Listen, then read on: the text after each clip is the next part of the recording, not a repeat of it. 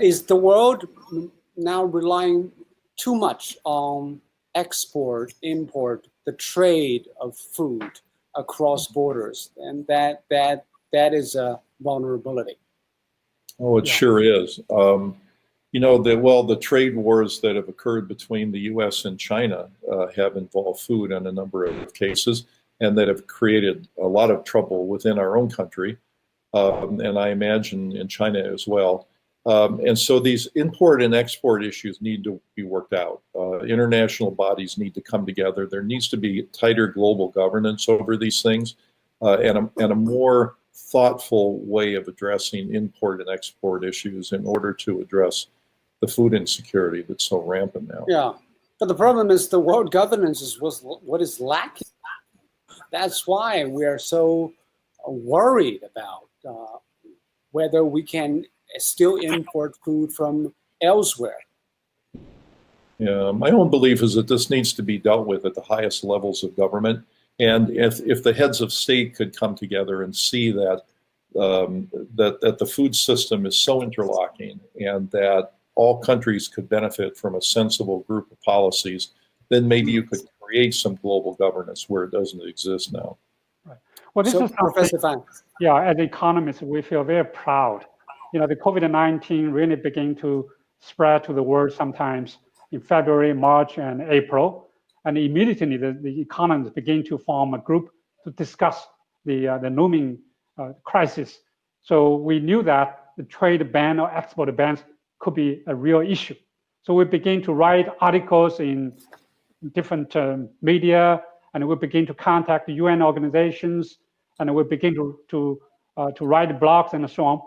So the key milestone is the G20 ministers of agriculture.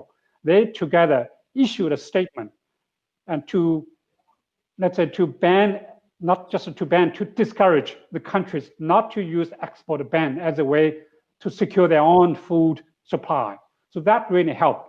So just before that, that's in May. So before that, many countries like Vietnam, even Russia, Ukraine, tried to use export bans, the food export bans. They had a plan.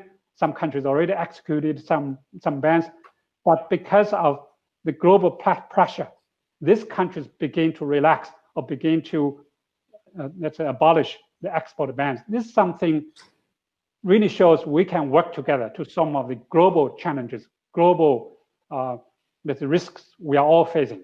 So now going forward, Africa, South Asia, we're facing crisis if we don't work together. Don't forget, Africa every year is importing $40 billion of food.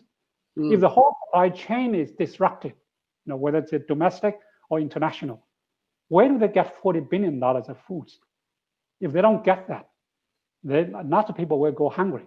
As many said, in addition to COVID-19, they are already struggling with droughts, floods, locusts, so in a refugee crisis. So attention must be paid there.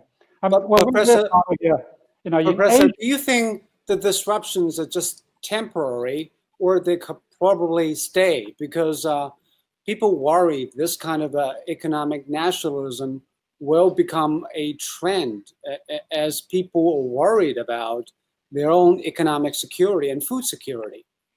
Yeah, well, it is a wake-up call for everybody.